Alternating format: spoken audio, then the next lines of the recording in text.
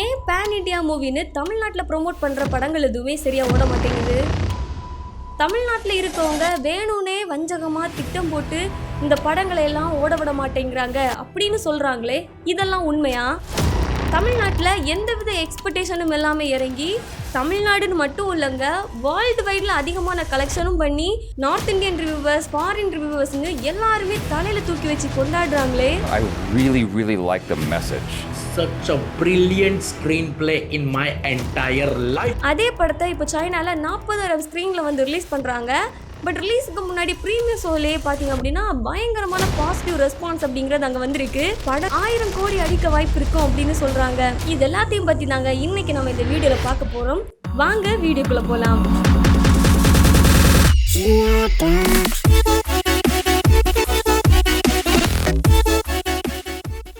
June 14, 2024 அன்னைக்கு பெரிய அளவில் எந்தவித எக்ஸ்பெக்டேஷனுமே இல்லாமல் ரிலீஸ் ஆன ஒரு படம் தாங்க மகாராஜா.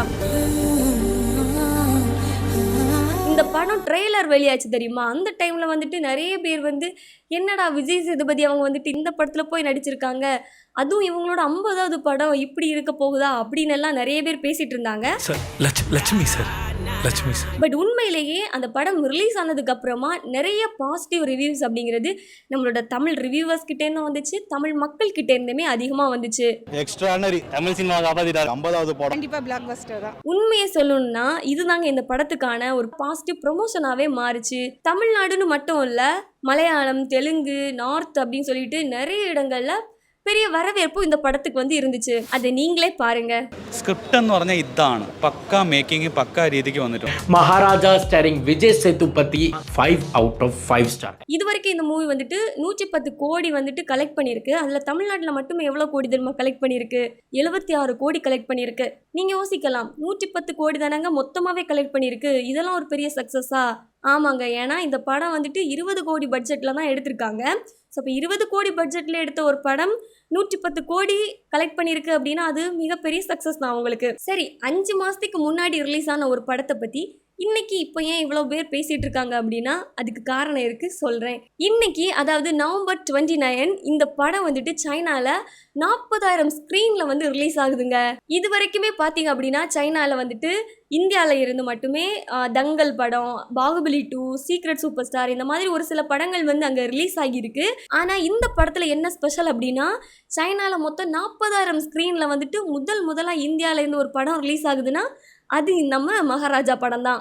இதில் வேற படம் ரிலீஸ் ஆகுறதுக்கு முன்னாடி சைனாவில் ப்ரீமியர் ஷோ வந்துட்டு 2 டேஸ்க்கு முன்னாடி போட்டிருக்காங்க. அதுலேயே நல்ல ரெஸ்பான்ஸ் அப்படிங்கிறது இருந்திருக்கு, அதையும் பாருங்க.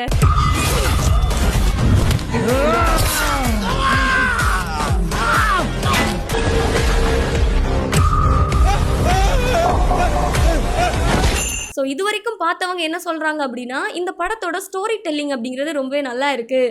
அதே மாதிரி நமக்கு வந்து IMDb ரேட்டிங்ஸ் பார்ப்போம் இல்லையா, அதே மாதிரி அங்கே வந்து தோபான் ரேட்டிங்ஸ் அப்படிங்கிறது ஒன்று இருக்குது. அதில் வந்துட்டு இந்த ப்ரீமியர் ஷோ பார்த்தவங்க வந்து ரேட்டிங்ஸ் கொடுத்துருக்காங்க. எவ்வளோ தெரியுமா? 8.7 ரேட்டிங்ஸ் கொடுத்துருக்காங்க. அண்ட் சைனாவில் இருக்கவங்க வந்துட்டு ஃபேமிலிஸுக்கு ரொம்பவே இம்பார்ட்டன்ஸ் கொடுப்பாங்களாம். அதனால இது அங்கே 1000 கோடி கலெக்ட் பண்ண கூட வாய்ப்பு இருக்கு அப்படின்னு சொல்றாங்க. எனிவே கலெக்ட் பண்ணிச்சுன்னா ஹாப்பி தாங்க. அண்ட் தங்கல் அப்படின்னு ஒரு மூவி வந்துட்டு சைனாவில் ரிலீஸ் ஆச்சுன்னு சொன்னேன் இல்லையா, அது வந்து 9,000 ஸ்க்ரீனில் வந்து ரிலீஸ் ஆகியிருக்கு.